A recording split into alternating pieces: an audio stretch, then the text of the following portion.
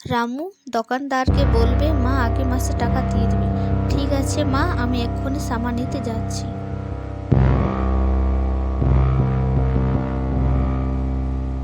রামু দোকানদারকে বলল, গোপাল ভাই, মা বললেন সামান দিতে আগের মাসে টাকা দিয়ে দেবে।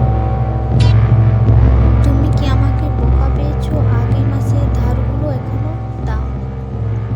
আমি আর ধার দিতে পারবো না, তোমার মাকে বলে দেবে। গোপালের কথা শুনে রামু বাড়িতে চলে যায়।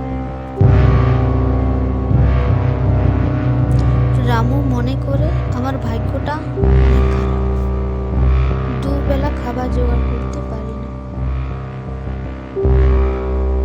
মা লোকের বাড়িতে কাজ করে, মায়ের অনেক কষ্ট হয়, আমি মায়ের কষ্ট আর দেখতে পাচ্ছি না। সে বলে রামু যেতে